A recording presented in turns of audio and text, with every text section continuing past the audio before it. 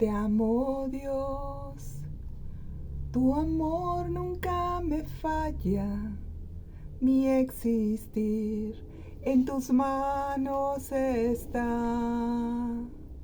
Desde el momento en que despierto hasta el anochecer, yo cantaré de la bondad de Dios. En mi vida ha sido bueno, en mi vida ha sido tan fiel. Con mi ser, con cada aliento, yo cantaré de la bondad de Dios. Yo amo tu voz, me has guiado por el fuego. Tú cerca estás en la oscuridad. Te conozco como Padre y como amigo fiel. Mi vida está en la bondad de Dios. En mi vida ha sido bueno, en mi vida ha sido tan fiel. Con mi ser, con cada aliento, yo cantaré de la bondad de Dios. Tu fidelidad sigue persiguiéndome, tu fidelidad sigue persiguiéndome. Todo lo que soy te lo entrego hoy, a ti me rendiré. Tu fidelidad sigue persiguiéndome. Todo lo que soy te lo entrego hoy, a ti me rendiré. Así es, chicos hermosos. Hoy no podía faltar el video de esta semana. Es una semana, le llaman la semana mayor, ¿verdad?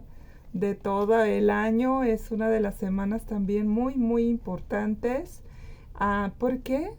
Porque estamos celebrando lo que es la muerte y resurrección de nuestro Señor Jesucristo. Pero ¿cómo que vamos a celebrar esto? Claro que sí. Estamos viendo lo que son hombres y mujeres de la Biblia. Y el centro de todo siempre va a ser nuestro Señor Jesucristo, que fue perfectamente o 100% Dios y 100% hombre, ¿verdad? Entonces, en la vida de Jesús se encuentra un momento cuando nuestro Señor es arrestado. Y esto sucede un día como hoy. Acompáñenme a estudiar un poquito acerca de la vida de nuestro Señor y de todo lo que Él vino a hacer en esta tierra. Algunas personas piensan que nuestro Señor Jesucristo vino solo para mostrarnos cómo vivir una vida recta delante de Dios. Y es innegable que la vida de Jesús es nuestro máximo ejemplo de rectitud y que todos deberíamos de imitarlo hasta llegar a ser como Él. Pero la realidad es que Jesús no tuvo como única razón que busquemos tener una vida recta delante de Dios, sino que su propósito principal de que Jesús viniera a esta tierra fue para estar en la condición de hombre, es decir, de ser humano, y que pudiera morir como sacrificio sustituto plenamente suficiente para poder ser propiciación por nuestros pecados.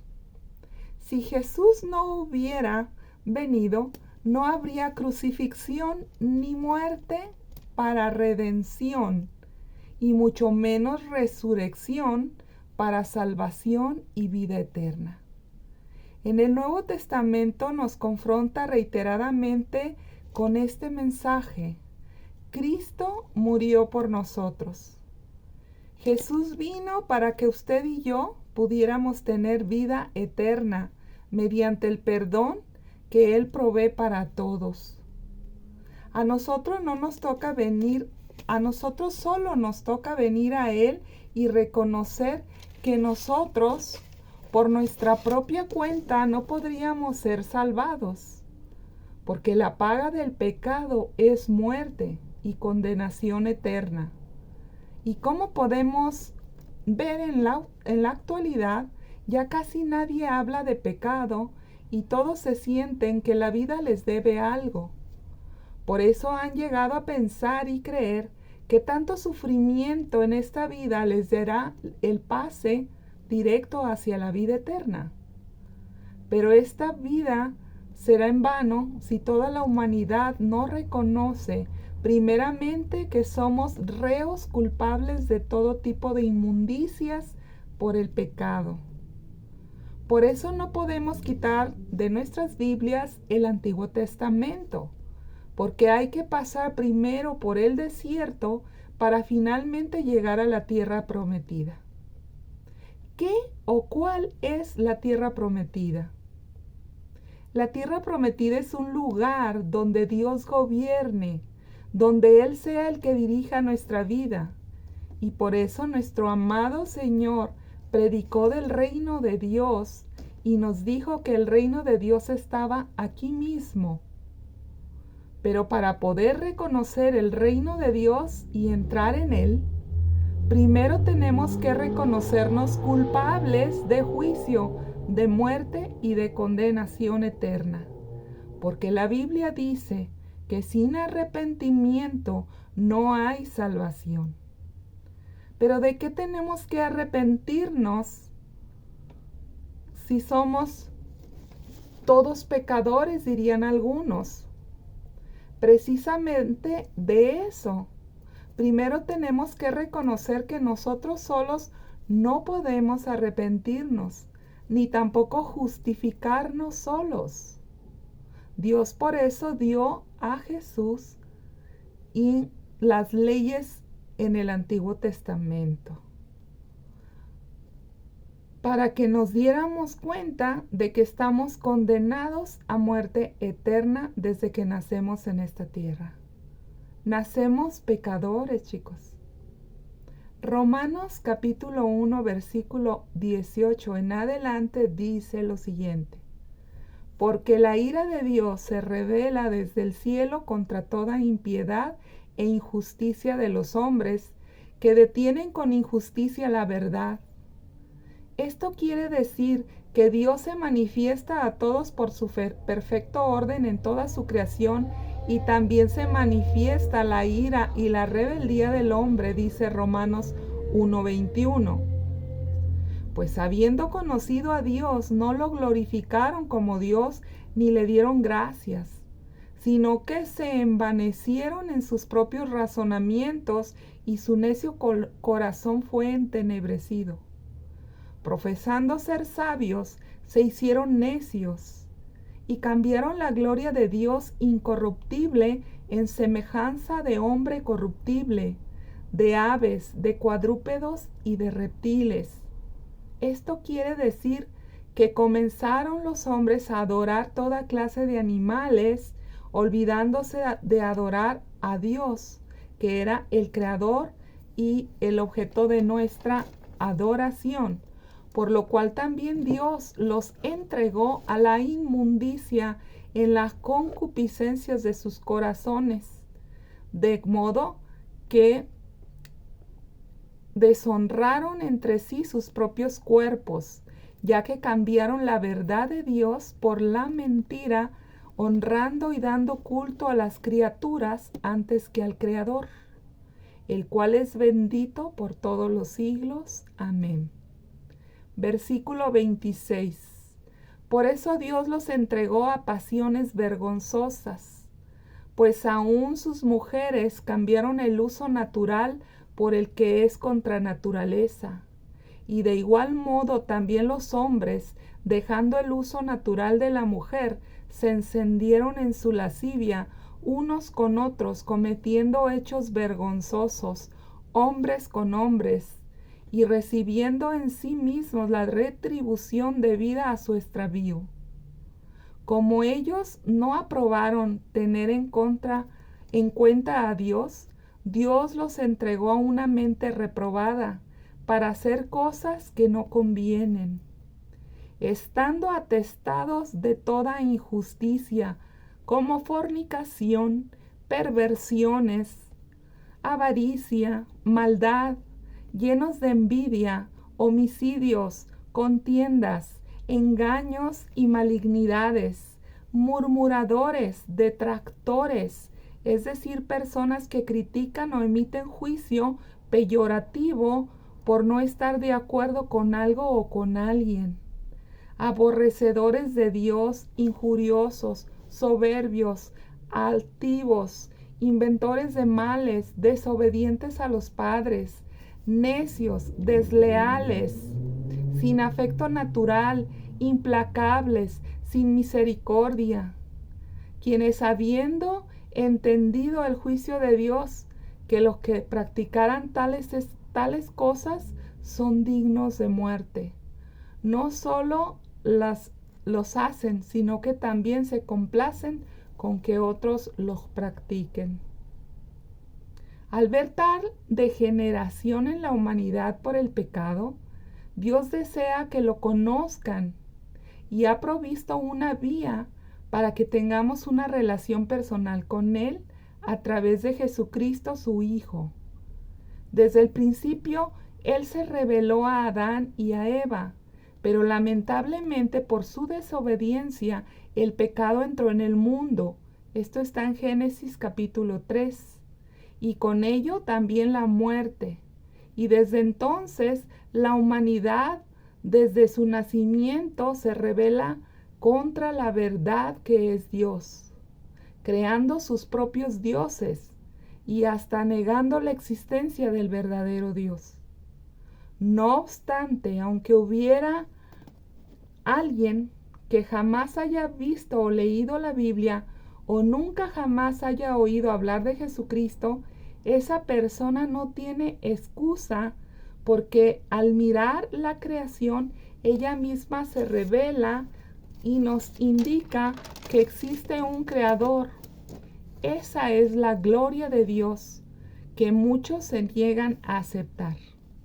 Pero desgraciadamente, demasiadas personas en el mundo rechazaron y rechazan aún la verdad de Dios, porque interfiere con su estilo de vida, porque participan en toda variedad de pecados en un intento por satisfacer sus propias necesidades. Pero todo lo que consiguen es alejarse más de la posibilidad de llegar al vacío, de llenar el vacío que llevan dentro, algo que solo Dios puede llenar. Y el resultado sin Dios es que se ahonda más ese vacío, su insatisfacción y su desesperación. Tarde o temprano, esas transgresiones se apoderan totalmente de sus vidas y mueren destruidos por sus propias pasiones.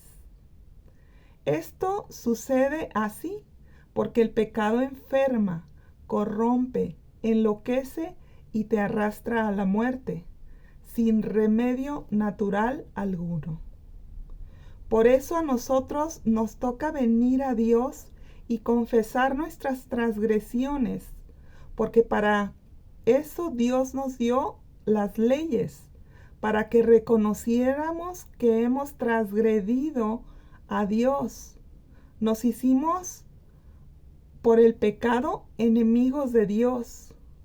Cuando una persona está en la plenitud de sus pecados, va sin rumbo, sin conocimiento y sin dirección, y a su vez se encuentra cómodo en esos pecados, porque no habrá nada que lo conforte, pues si desde que nació solo ha visto pecado y costumbres pecaminosas en casa, no habría por qué arrepentirse, pero tampoco sabría por qué le va tan mal en su vida. Nunca sabrá que el transgredir las leyes de Dios tiene repercusiones serias hasta la cuarta generación de los que le desobedecen. Y terminaremos viviendo en una eterna culpa y remordimiento, pero de todas maneras condenados a una vida sin Dios. Pero la benignidad de Dios, en lugar de guiarnos a la culpa y condenación eterna, nos guía hacia el arrepentimiento. El Señor es el que nos da la gracia de podernos arrepentir. Y este es el encuentro personal con Jesucristo bendito. Esta es la puerta que Dios provió para todo aquel que ha reconocido que es pecador y que por sus obras jamás podría salvarse de la paga por el pecado. Jesucristo nos es propicio para todo aquel que se reconoce pecador y que quiere ser salvado. Jesucristo entonces es para los pecadores arrepentidos que deciden darle la espalda al pecado para abrazar dócilmente el Evangelio. Dios nunca despreciará a los corazones contritos y humillados, que lo busquen sinceramente. A esto entonces es que vino Dios y nos quita la carga por el pecado, la culpa y la condenación. Aceptar a Jesús es un acto de fe y no de obras. No hay nada que podamos hacer para ganar el cielo, sino que nuestra salvación es un don divino, un regalo gratuito que Dios da para aquellos que acuden a Él en busca de su misericordia. La salvación es la obra de Dios de principio a fin. Hasta nuestro arrepentimiento demuestra que su Espíritu está abrazando a nuestros corazones. El Señor es tan bueno que bendice aún a los que lo rechazan para conducirlos al arrepentimiento de ese rechazo. ¿Por qué? Porque Dios, por su naturaleza, Él es amor y ama a toda la gente, aun aquellos que no corresponden a su amor. Y nos arrepentimos a causa de la bondad de Dios, no a causa de nuestros propios méritos. Si está buscando perdón por sus propios ruegos o por promesas que le haga Dios o por actos religiosos, usted se quedará con sus pecados. Solo si acepta el sacrificio de Cristo podrá usted recibir su salvación y con ella la plenitud del Espíritu vivificante de Dios. Dedique unos minutos ahora mismo para decirle al Padre Celestial que usted lo necesita y que quiere ser puesto en libertad de todos sus pecados, que le impiden experimentar lo mejor de Dios y de la vida que Él le ha regalado. Cuando lo haga de todo corazón, su vida cambiará. La carga de su corazón será quitada y usted será libre para poder experimentar la plenitud del amor incondicional de Dios. Existe un reino venidero. Nuestro amado Señor Jesucristo estuvo predicando del reino de Dios. Él enseñó sus leyes y sus mandamientos, pero muchas de las personas de su pueblo no lo reconocieron. No se dieron cuenta de que Él era el libertador tan esperado, el Mesías que todas las antiguas escrituras prometían que Él vendría. Y nosotros que ahora tenemos la Biblia, podemos fácilmente identificar las promesas desde el Génesis hasta el Apocalipsis del reino venidero que ha sido preparado para el pueblo de Dios desde la fundación del mundo. Su plan es seguro desde la antigüedad. Lo afirmó nuestro Redentor, Jesucristo nuestro Señor. Jesucristo es el Redentor de toda la humanidad. ¿Qué significa redentor? Redentor significa el que redime, el que rescata o libera de la esclavitud o de la cautividad, pagando un precio por el esclavo. Desgraciadamente, el pueblo del Señor creía que por ser el pueblo de Dios, eran ellos libres por todos los rituales de purificación que ellos hacían. Pero por la naturaleza del pecado, ningún rito, ningún plan de purificación puede quitarlo. Sabiendo esto el Señor, que la paga del pecado es muerte y que solo la muerte de un justo, es decir, alguien que hubiera nacido sin el pecado original, que es la rebelión de los hombres desde el origen de la humanidad, podría pagar el precio por el rescate.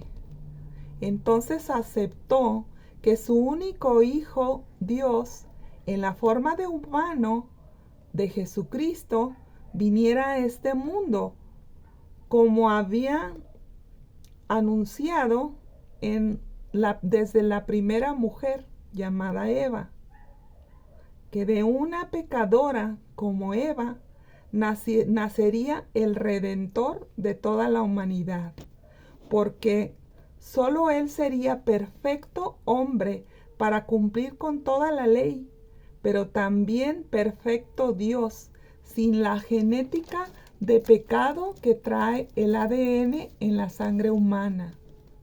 Por eso Jesús tuvo que nacer de una forma virginal, sin intervención humana, solo de Dios, que puso su ADN en el vientre de María para que se gestara un nuevo ser en su forma humana, pero un ser y naturaleza seguirían siendo celestiales, como Hijo amado de Dios, el Verbo de Dios encarnado, para hacer la ofrenda perfecta que tenía la capacidad de destruir el pecado y la muerte, que era lo que llevaba a toda la humanidad a la muerte y condenación eterna.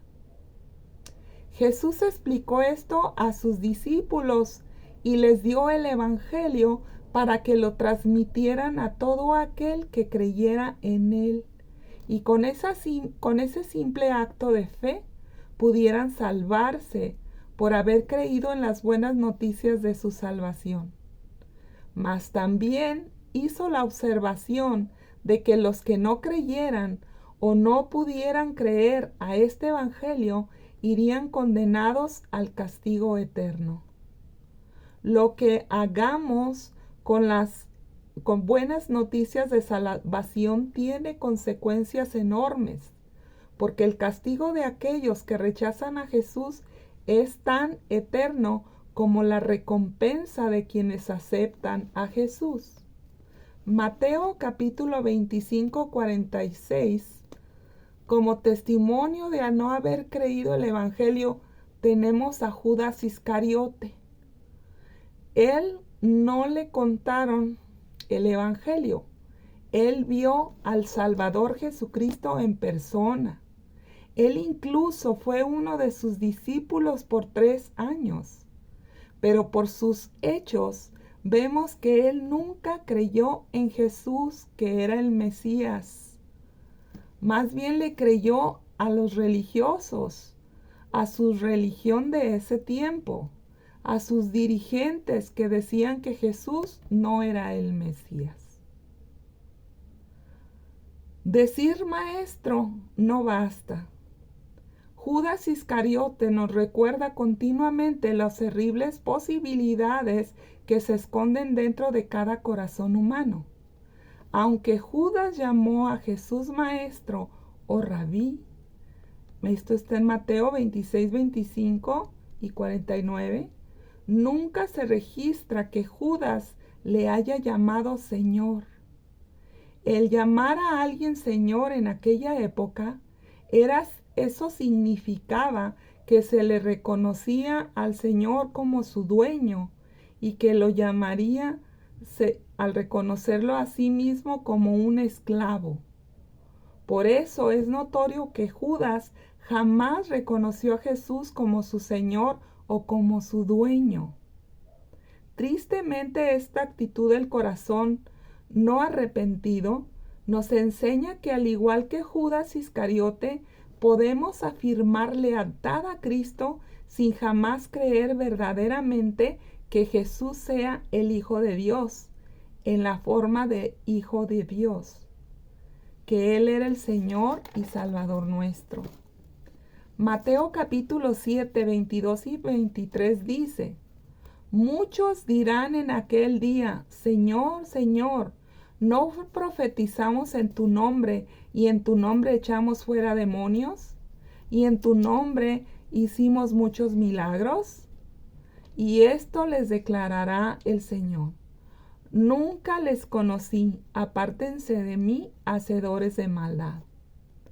Si no estamos creyentes verdaderamente en que Jesús es el Hijo de Dios, nuestro único y suficiente Salvador, no estaremos firmes para defender nuestra fe de cualquier engaño de Satanás de este mundo. Hay actualmente personas en el mundo que creen que Jesús fue un buen maestro o un iluminado que alcanzó por sus obras el cielo, pero niegan que Jesús sea el único camino a Dios el Padre, como lo dice Juan capítulo 14, versículo 6. Jesús mismo lo dijo: yo soy el camino, la verdad y la vida, y nadie viene a Dios el Padre si no es a través de mí. El que no cree que Jesús es Dios, solo profesan conocerlo, pero solo para su propia ganancia, pues saben, las religiones en este mundo pueden traer muchos tipos de ganancia, como lo son el poder, la fama o la riqueza material. Sea cual sea que haya sido la razón de Judas para entregar al Señor Jesús, sabemos que su pecado lo encegueció en tal medida que Judas no pudo ver en Jesús el camino, ni la verdad, ni la vida eterna que Él es para todo aquel que pueda creer en Él. Judas, en su orgullo, decidió tomar su asunto en sus propias manos y luego cayó preso del remordimiento por sus acciones. Esto está en Mateo 27, versículo de 2 al 5. Al ver que Jesús era condenado, devolvió arrepentido las 30 monedas de plata, o las 30 piezas de plata, mejor dicho, a los principales sacerdotes y a los ancianos. Reconoció que había pecado entregando la sangre inocente de Jesús. Mas los sacerdotes se burlaron de él y le dijeron: ¿a nosotros qué nos importa? Allá tú con tus pecados. Imagínense, esa era la condición de los que se suponían eran servidores de Dios para llevar al pueblo al arrepentimiento y hacia Dios. Entonces Judas no soportó su conciencia y, en lugar de ir arrepentido directamente a buscar a Jesús, decidió hacer justicia por su propia mano. Por su propia cuenta él se ahorcó. Él sabía, igual que todas las personas de ese tiempo, porque se les predicaba en las Escrituras, de que no eran dueños de sí mismos, y siendo del pueblo de Dios sabían que Dios reprobaba a todo aquel que se quitara la vida. Y aún así él fue tan tremendamente presionado por el diablo que se quita la vida, se ahorca.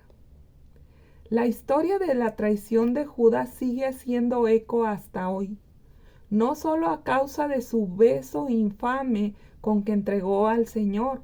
Esto está en Lucas capítulo 22, versículo 47 y 48.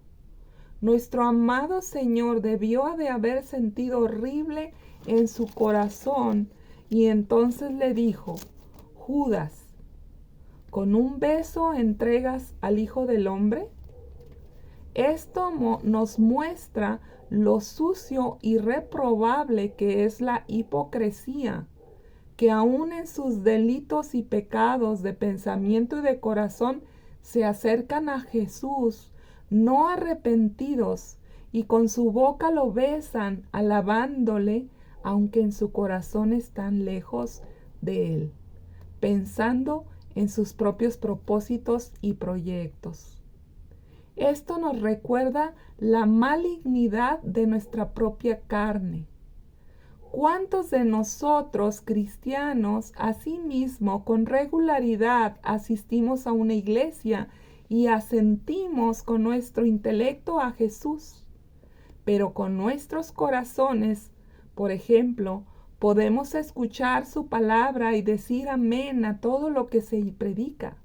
Pero nuestro corazón pensar, ay, este versículo o esta enseñanza ya la he escuchado miles de veces. ¿Por qué mejor no nos damos cuenta que esas miles de veces que hemos escuchado esa palabra es la oportunidad o las miles de oportunidades que nos da el Señor para que nosotros no solo sepamos inteligentemente la palabra, sino que la pongamos por obra para testificar no con palabras, sino con nuestra propia vida a todas las demás personas? ¿Cuántos le hemos llamado nuestro Rey al Señor, pero solo de una manera emotiva por la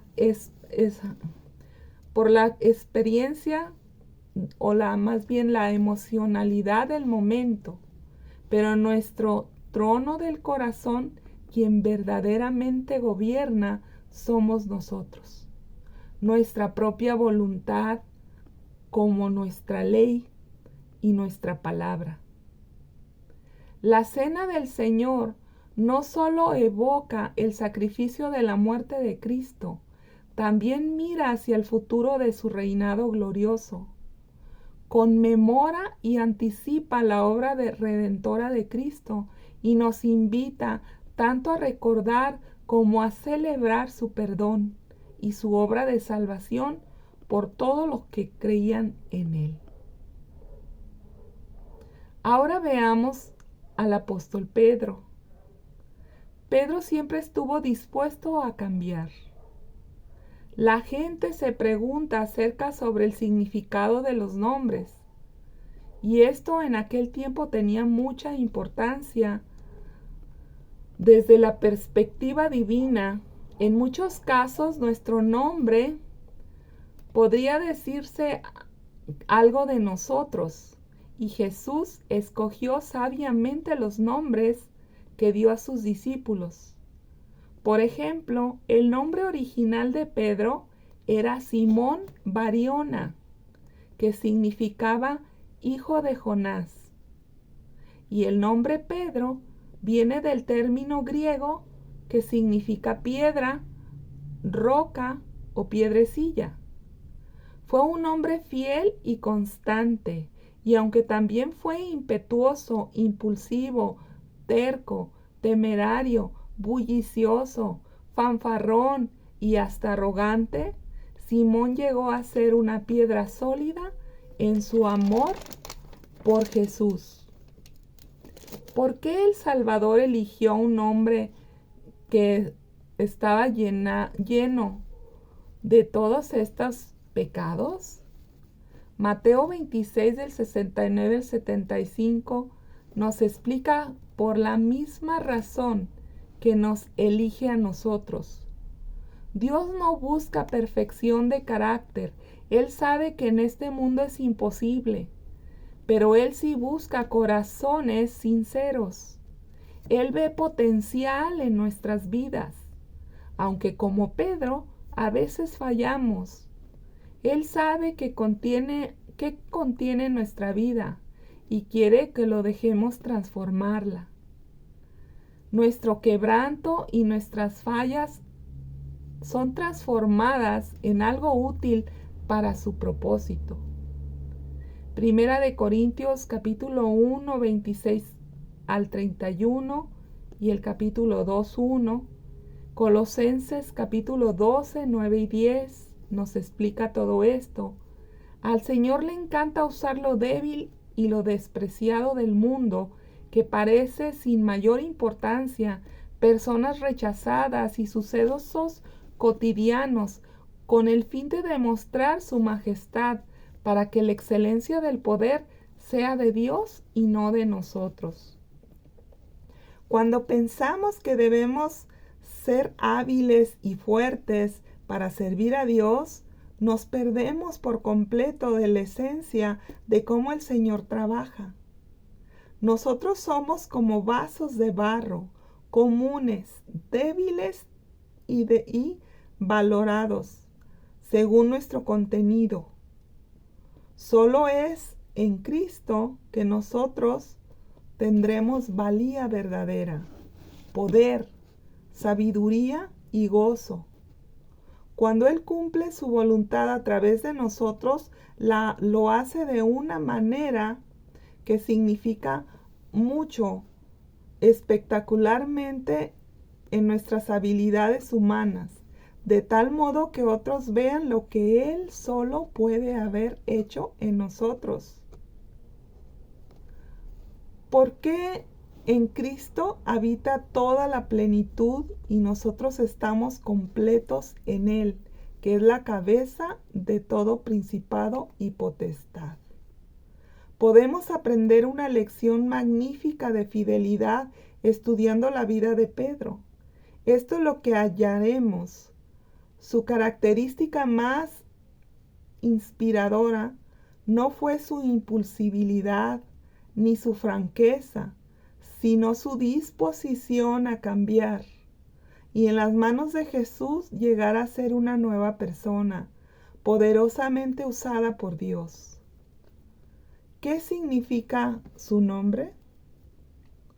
Hoy no es tan importante cómo nos llamemos, pero sí lo es que escuchemos y obedezcamos a nuestro Dios cuando Él nos llame. Isaías llamó al Mesías venidero el varón de dolores, experimentado en quebranto. Esto está en Isaías capítulo 53, versículo 3. Jesucristo es el cumplimiento de todas las profecías acerca del Mesías, como esta que fue escrito varios siglos antes de su crucifixión en la cruz. Él se convirtió voluntariamente en nuestro sustituto. Jesús, que no conoció pecado, por nosotros se hizo pecado, para que nosotros fuéramos hechos justicia de Dios en él. Segundo de Corintios capítulo 5, versículo 21, dice que Él fue herido y molido a causa de nuestros pecados y por su sacrificio ahora nosotros podremos ser restaurados. No podemos quitar las marcas de dolor que dejaron nuestros pecados, pero sí podemos gozarnos en que ahora podemos ir al cielo por toda la eternidad. Pilato fue el que interrogó a Jesús para decidir si él era reo de muerte. En una fecha como el día de hoy, Pilato estaba acostumbrado a que los prisioneros se le acobardaran en su presencia, lo cual no sucedió con nuestro valiente Señor. Y eso sorprendió mucho a Pilato, que Jesús no pronunciara palabra ante quienes testificaban contra él. Isaías había predicho que el Mesías guardaría silencio ante sus acusadores, y es exactamente lo que Jesús hizo. Isaías 53:7 dice: angustiado él y afligido, no abrió su boca, como cordero fue llevado al matadero, y como oveja delante de sus trasquiladores, enmudecido y no abrió su boca. Dios usa métodos diferentes para hablarnos y no podemos ignorarlo sin importar cómo elija Dios mandarnos un mensaje. Habría sido sabio para Pilato haber hecho caso a su esposa en las advertencias que el Señor le estaba dando a través de un sueño, pues Jesús ciertamente era un hombre justo e inocente de todo mal que le estaban acusando. En lugar de eso, Pilato optó por permitir que el proceso continuara, pero simbólicamente se lavó las manos de la muerte de nuestro Señor Jesucristo. Oremos. Padre, muchas gracias por tu palabra. Gracias porque con esta sabiduría, mi Dios, del conocimiento de ti, de lo que a qué viniste a esta tierra, nosotros podemos conocerte más. Podemos saber cuánto amor tiene el Padre por todos nosotros y cuánto te costó a ti, Señor, nuestra salvación. Nosotros podemos decir, no nos costó nada, simplemente creer, pero a ti te costó la vida, el sufrimiento, la maldad vino sobre ti sin que tú conocieras el pecado. Por eso nosotros estamos sumamente agradecidos, porque gracias a ti toda carga de pecado desde que nacemos en esta tierra y todo pecado que podamos realizar hasta que muramos fue cargado en ti, en aquella cruz del Calvario. Muchísimas gracias, Padre, por estas enseñanzas que tú nos das. Muchas gracias, hermoso mi Dios, por todo lo que hiciste en esa cruz, que mañana, si Dios nos lo permite, vamos a seguir estudiando, hermoso Señor, lo que tú hiciste en esa cruz del Calvario. Te damos las gracias en el nombre de Jesús. Amén. Y bueno, chicos, así como lo dije, mañana, si Dios nos lo permite, vamos a continuar con este estudio acerca de la vida de Jesús, de quién es Jesús, a qué vino a esta tierra, qué sucedió en una semana tan importante como le llaman la Semana Mayor, y por qué fue crucificado y qué sucedió después de haber sido crucificado. Eso es muy importante, es los fundamentos de lo que es nuestro evangelio, los fundamentos de lo que es una vida cristiana. Que Dios los bendiga, que tengan un excelente día y si Dios quiere, les hablo mañana. Hasta luego.